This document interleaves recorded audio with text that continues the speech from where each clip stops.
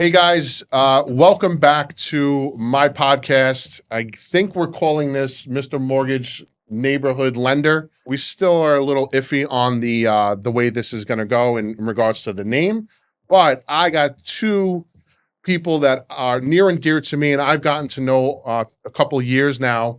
Is Mike Caso and Audrey Caso, and this is really cool to me, and I've always enjoyed having my conversations with them because it's husband and wife. And so I'll tell you a little bit about myself and my wife and how we met. But, one is an agent in Jersey and one's an agent in New York, right? Yes. So we'll start with Mike. I just wanted to introduce yourself. Michael Caso. I'm with the Michael Martinetti Group. We're out of Westfield and Scotch Plains. We are number one in Union County. Good portion of Monmouth and Middlesex also. We do almost 400 homes a year. Yeah. So we stay busy. Yeah. Now, Mike's got a well-oiled machine out there, and it's you've come into that and have really played an integral part. I love seeing it. There's a lot of growth in that company. Right. It's only a small team. I Yeah. think there's like 12 of us. Yeah, absolutely. Everybody hustles. Cool. Very good. Audrey? My name's Audrey Caso. I've been selling real estate on Staten Island for 20 years. I work for D Sponsor Real Estate, and that's That's it. Yeah. So Audrey is definitely a little shy for sure, because other than that, she is a hard-nosed New Yorker with a kind side. So she can play two sides. Should have did this in our kitchen. I would've known what we needed.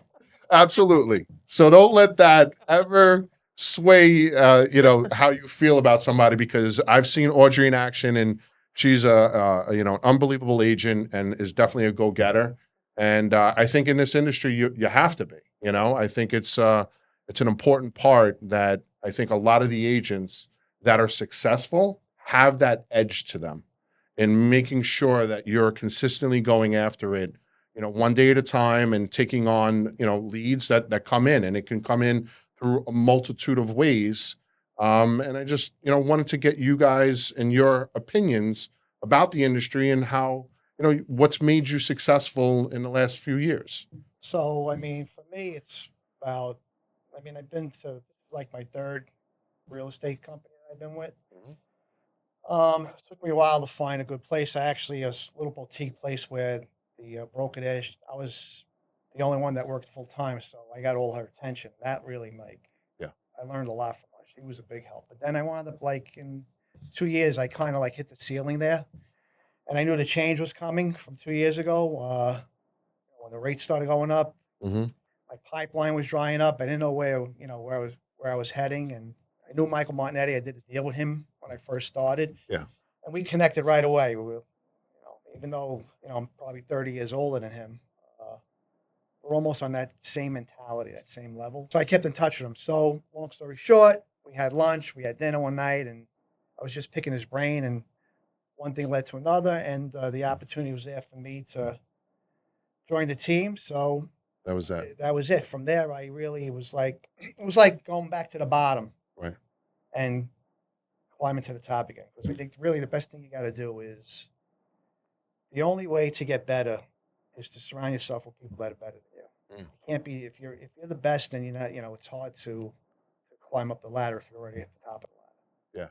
Yeah. I've definitely known that. In my industry, I've always wanted to surround myself with guys that were doing it better than me, and at different levels of the game.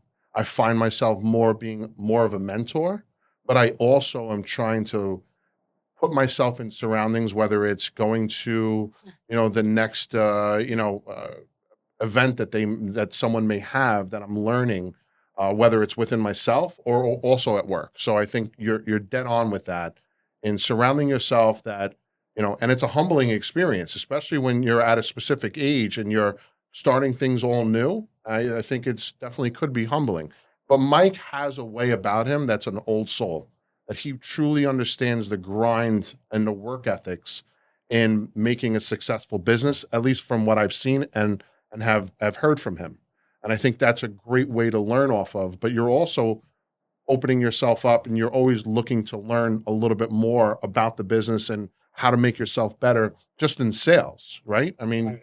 you know, you've had a couple coaches, or you have a So I coach. have a coach, so that's what helped. I mean, obviously being with a, like Keller Williams, they Yeah. have these events that are just unbelievable. Yeah. I mean, the amount of knowledge that you have access to, what you want to take from it, that's an individual thing. Some people just go, it's like a little vacation for them. They go back to work and nothing changes for them. But, Right. I mean, I think it was actually last year. He actually came to one, and that's really when we started to really learn about coaching. Finally, I got one now on lead gen, Yeah. which is probably like one of the most important that I think, Hmm. because it's just learn how to use a CRM. Yeah. And I still don't know what a CRM means, but I do know how to use it.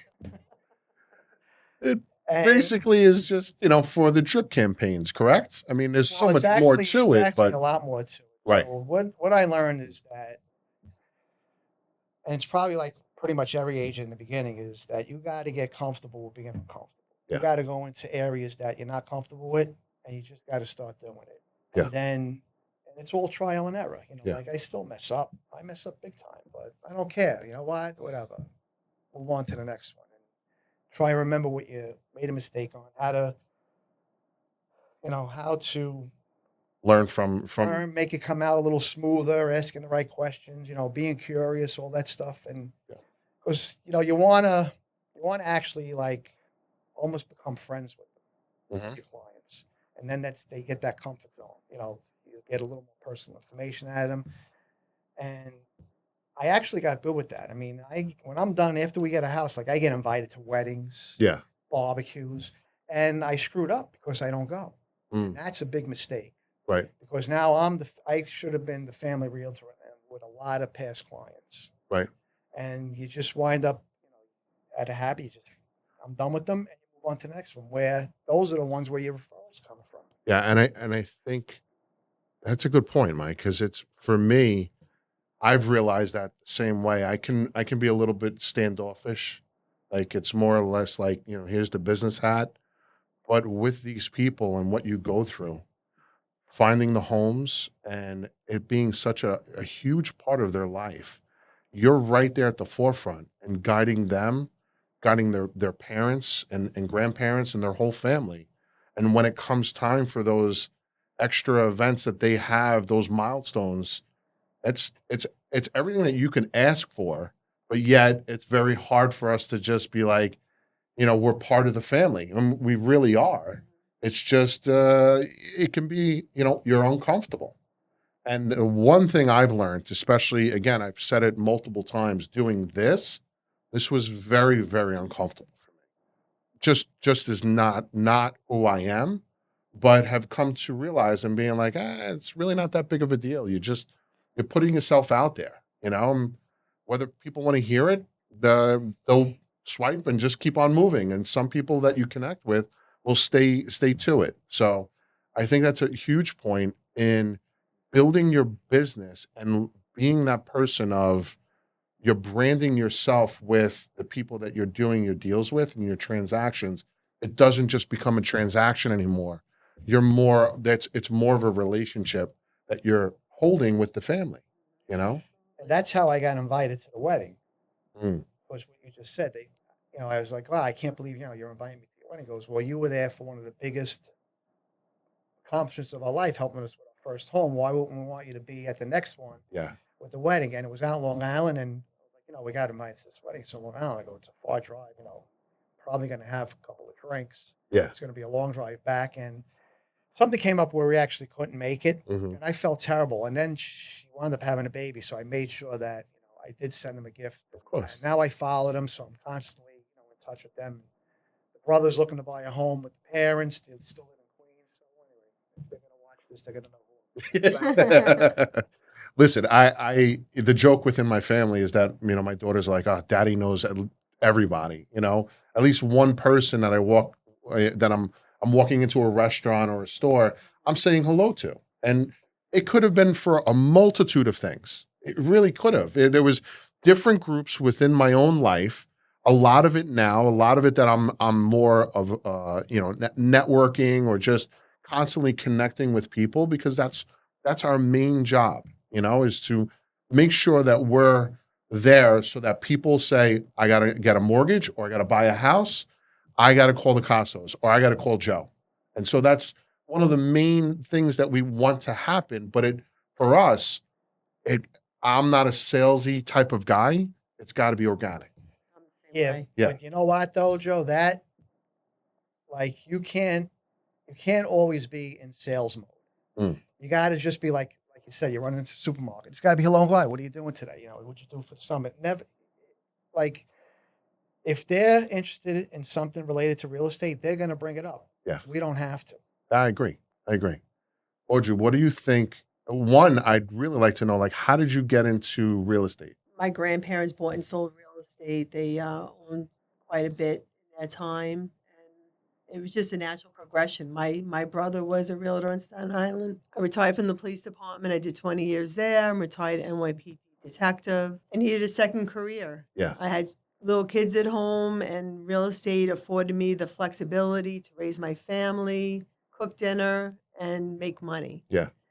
And it was just it was natural for me. It was just a natural thing. I love homes. I like people. I like to negotiate. I'm a master negotiator. Mm. I was trained by the FBI. So it was just a natural progression for me. Yeah. I knew mortgages because I bought and sold real estate myself. I flipped. I was an investor before.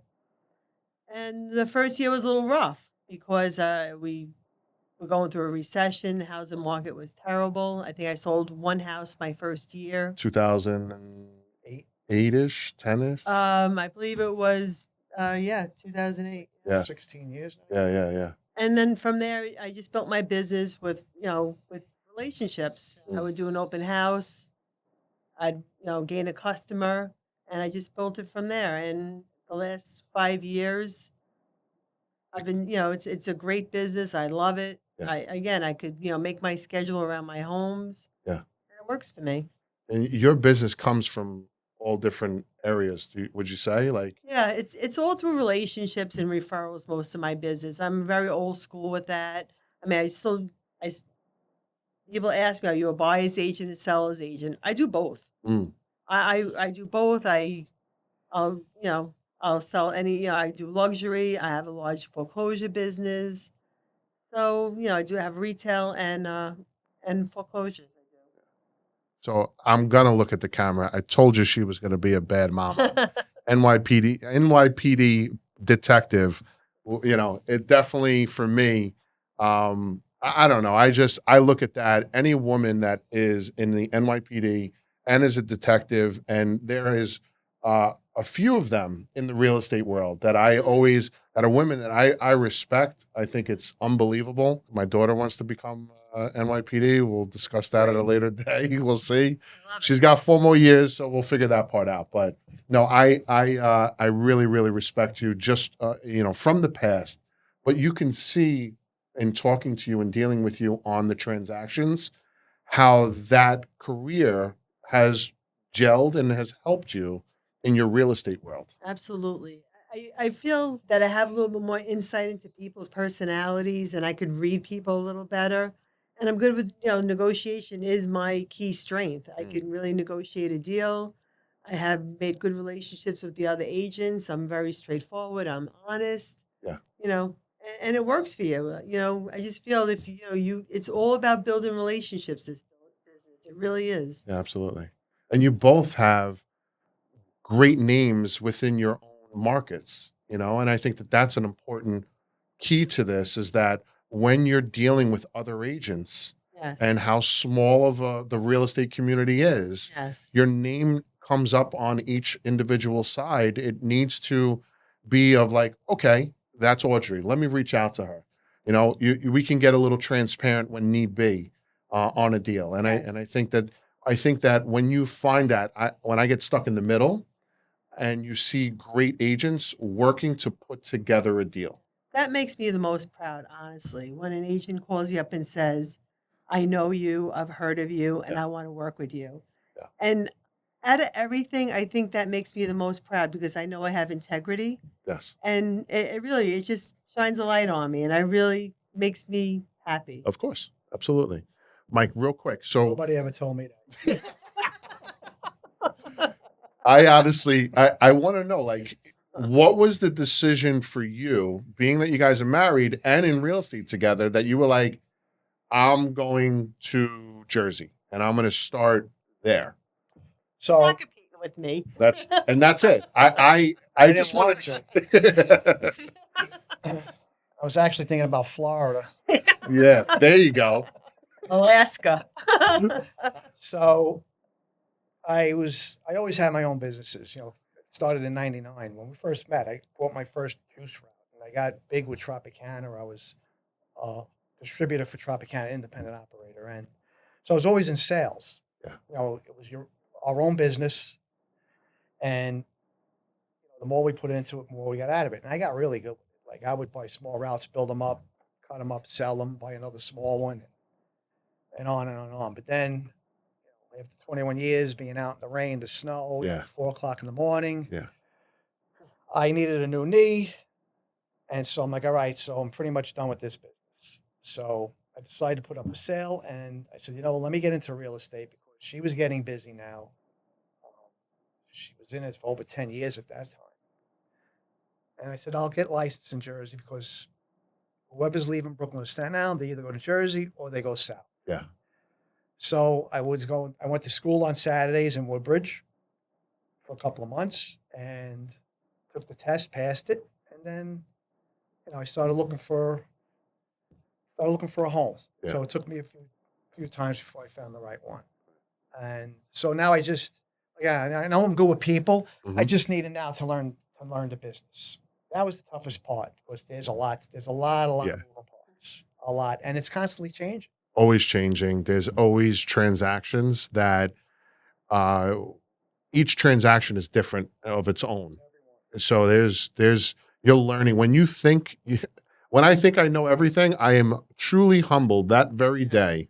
of saying I've just learned something different, you know? So it speaks volume to that. I told you my father was Pepsi Cola for 30 some odd years. Kind of. So my father never owned routes, but he worked for Pepsi. My uncle, he owned two routes of Pepsi Cola.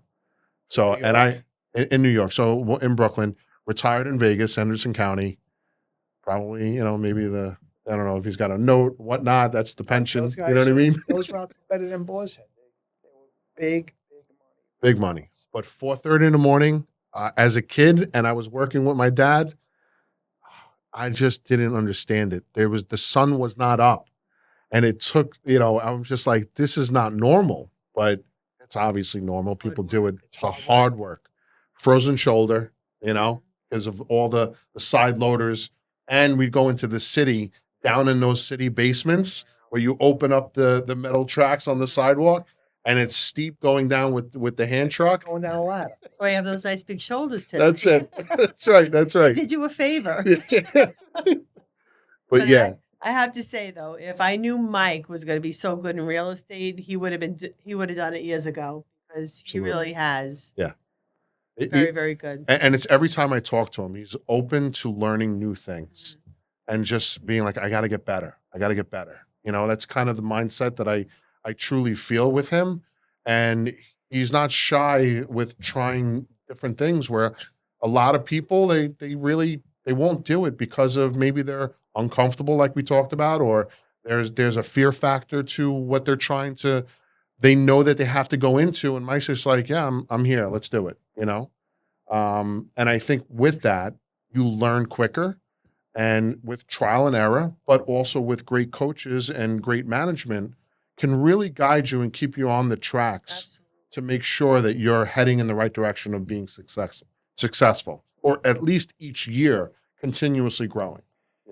When I first started, somebody in my original office, I wanted to get into like the foreclosure end Mm. because she was doing it. And so she told me, you gotta go to these meetups. So I'm like, well, what's a meetup? And so she gave me the app, and I was going to this one particular one. He was a hard money guy, lender. And I just started going by myself. and I didn't drink. I mingled, met people. 9 out of 10 of them were full of crap. You Yeah. know, Right.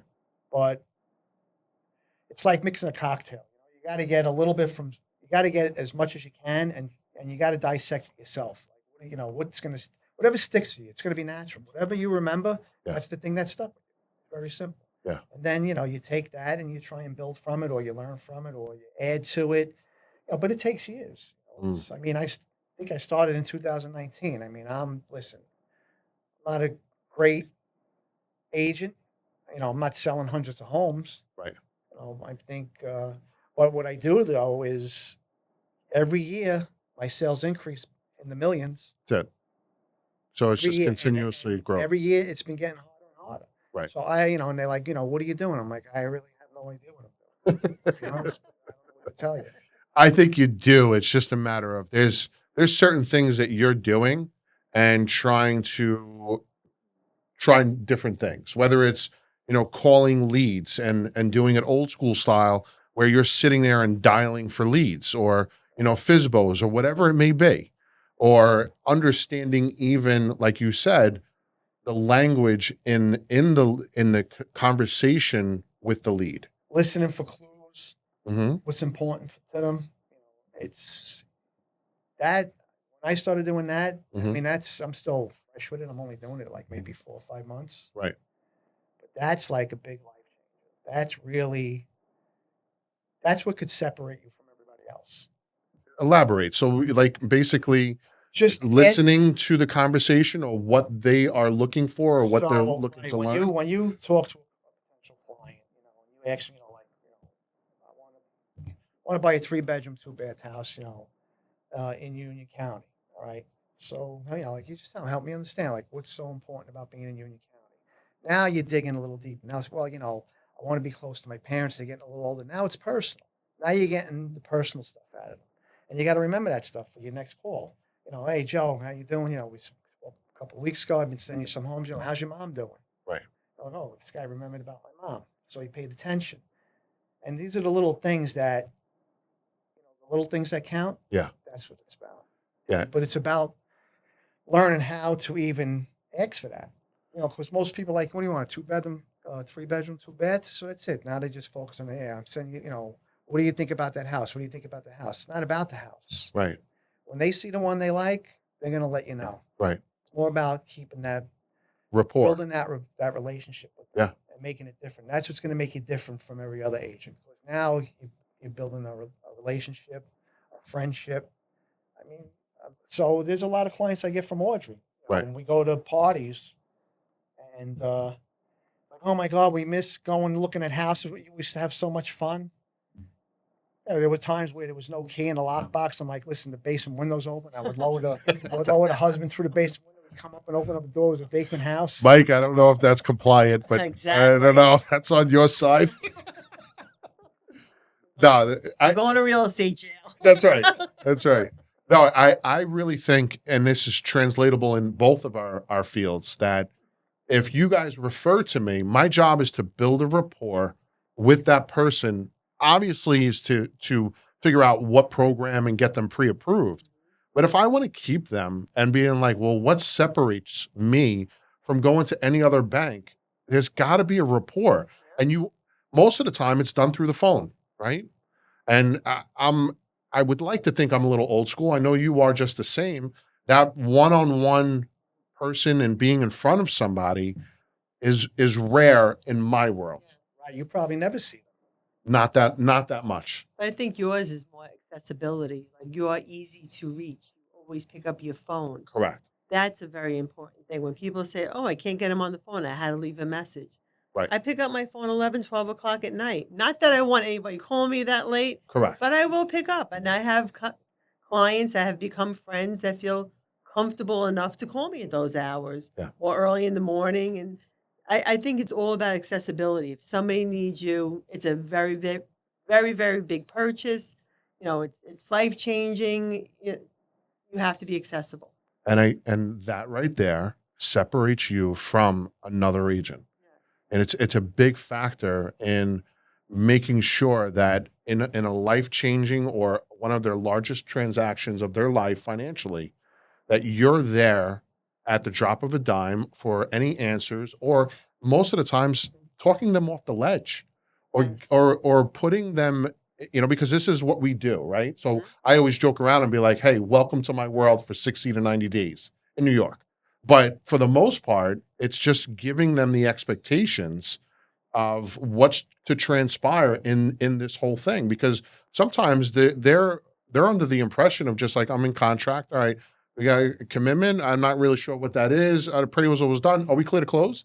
And I'm like, time out, there's a process to this, and explaining it, verbatim of how this is to work, and the pieces that come together to bring you to the closing table, and that comes with the accessibility of just making sure what will separate me.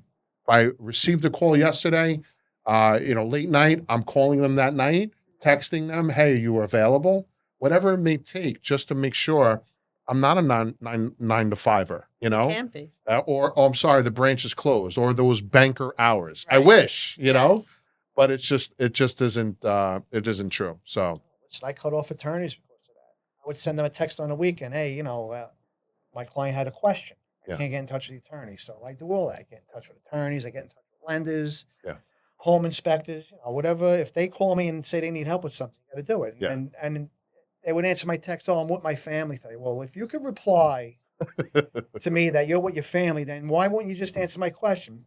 No problem. And then I'll get a message from somebody else saying, "Hey, so and so wants to know why you don't call them anymore." Right. Tell them I'm with my family. They're done.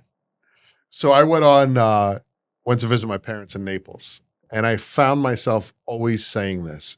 And I only said it because they're like, "Hey, how are you?" And I'm like, "I'm great. I'm actually in Naples, Florida, visiting family."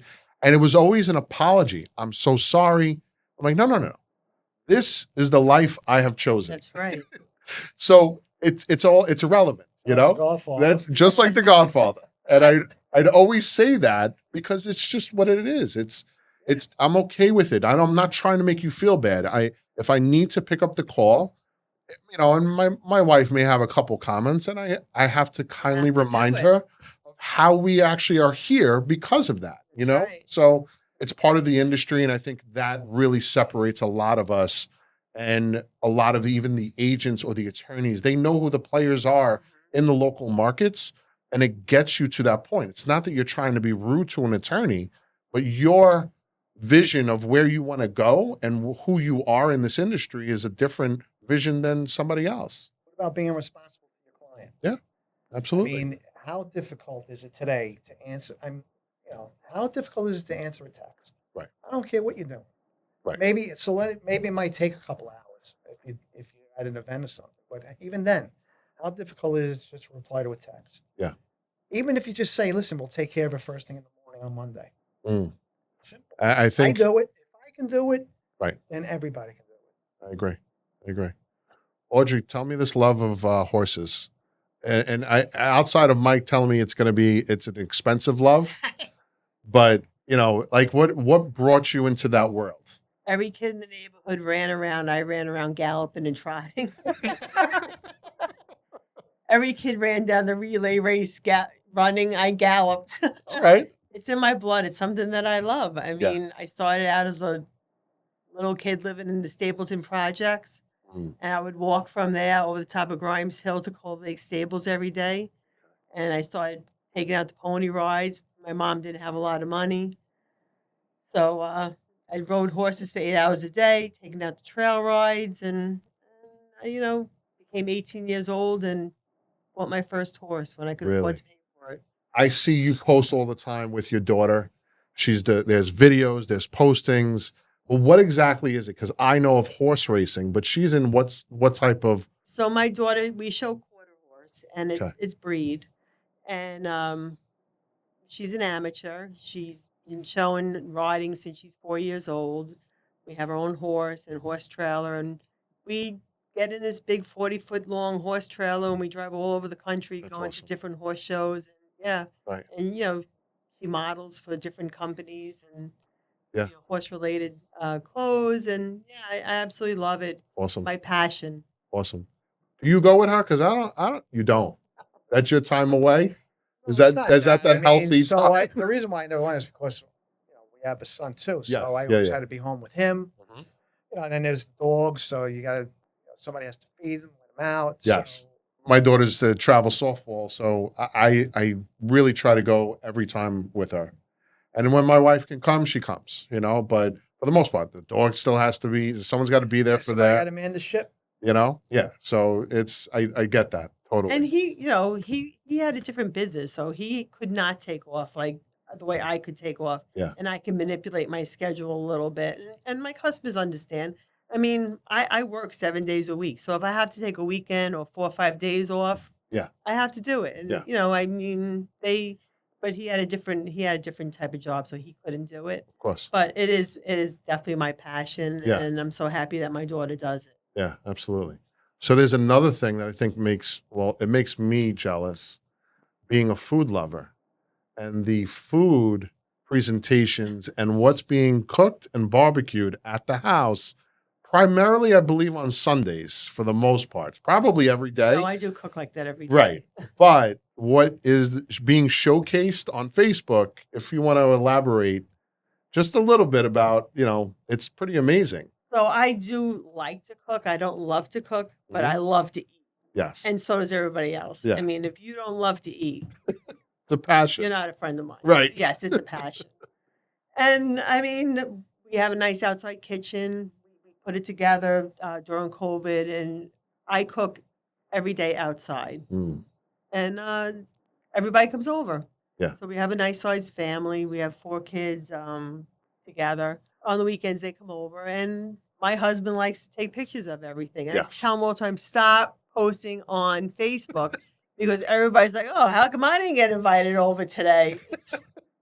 The neighbors are driving by, looking over the fence. But Yeah. I do. I love to cook, and I love my backyard. So That's awesome. So again, just to speak for this, like there could be a day that there's hot dogs and hamburgers. However, for the most part, we're talking there's filet mignons, there's lobster tails, there's all types of salads, all side dishes, pasta.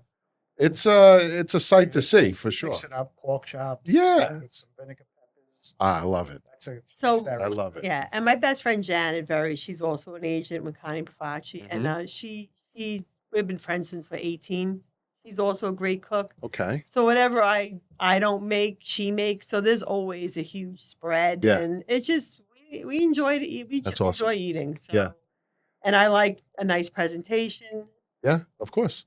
I think that's great because I think, for me growing up, and you lose it, except for when my mom's in town.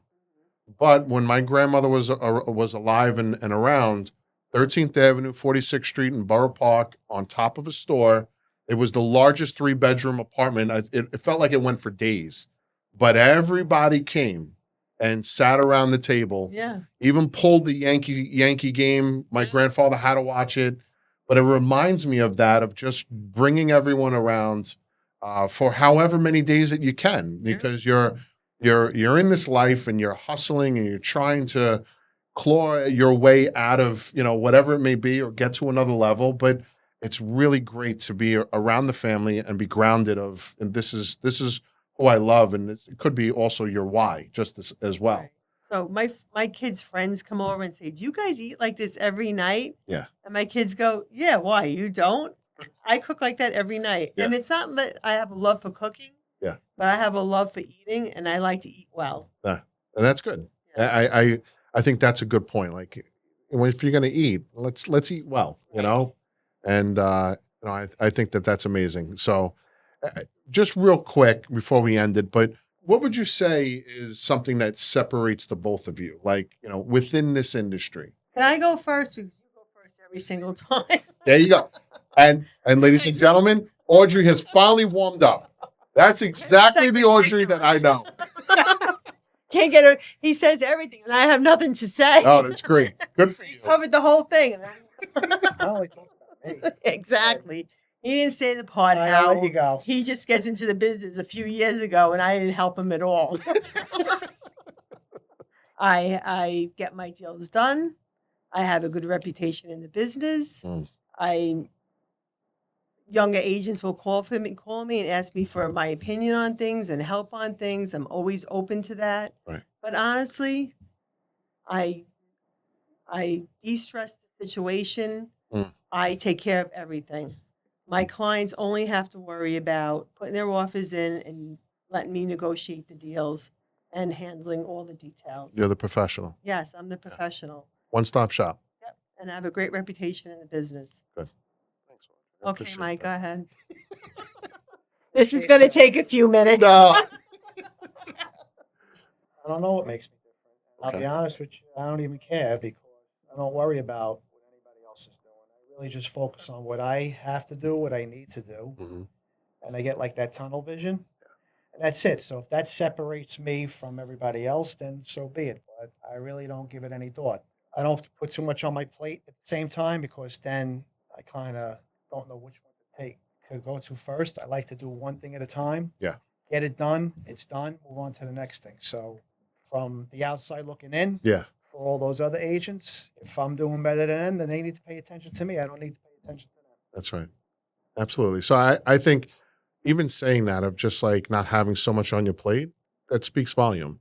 Because this way you're able to concentrate on the task at hand and you're putting all of your energy into what may be coming your way. So if it is a potential client, that energy is focused on them and them alone, and then moving it on. So because our, as in our world, our plates can get really full. You can get pulled in different directions. It could be work, it can be personal, and things start to lag. And I just think that that's a great quality to have. That it's like, oh, kind of sticking to my own and head down, grind it out, and I'll see you at the other end.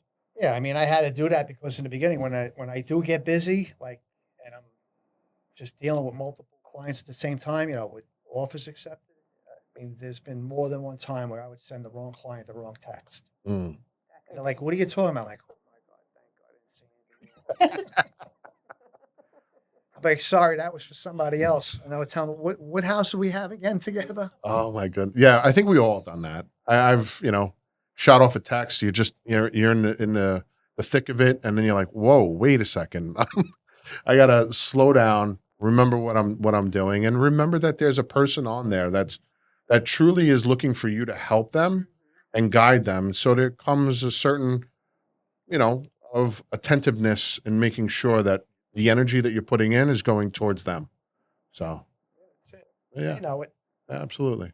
What Absolutely. happens? They realize that they can rely on you. Like, all they can do is shoot you a text, and I just tell them, "All right, listen, I'll take care of it." And they're like, "Thank you," and that's it. They know it's going to be taken care of. But I have to do it right then and there. I can't say I'll do it later Right. because later there's like 10 people in front of them now, and now I don't even remember to do them. So at the end of the day, what I really do now is I go through all my texts. Right. Did I forget anybody? Mm. That's a good way to That's just like my keep yourself notepad. accountable. Yes, it becomes my notepad. At the end of the day, I got it, and in the morning, and now my office, the girls in my office got me hooked on the Google Calendar. Yeah. Yeah. Yeah. I put everything in there. Doctor's appointments, That's it. dinners. That's right. Everything has to go in there because I'm not remembering. Yeah. And I always say, even with my family and coworkers, Put if it's everything not in a calendar, it doesn't exist. Hey, All right. So This was listen. Yeah, I thought it was fun. It wasn't. It wasn't bad. It wasn't bad, and it just takes a little time to warm up. I appreciate you guys coming on. I've been wanting to get you guys on, and I we still know. didn't get you in the yard yet to do a video with dinner. We'll do We're that. gonna have to We'll- invite Nick. But Nick will your come. pay is gonna come in food. That's right. That's right. Absolutely. So I would love for that to happen. But again, thank you so much coming on the show. I think you guys are amazing. You're definitely a team to be reckoned with for sure. With Staten Island and Jersey, and you both are hardworking people and loving people just the same. So, I appreciate you guys coming on. Thanks. All right. Yeah, no worries. Cool. Great lender. Thanks, Mikey.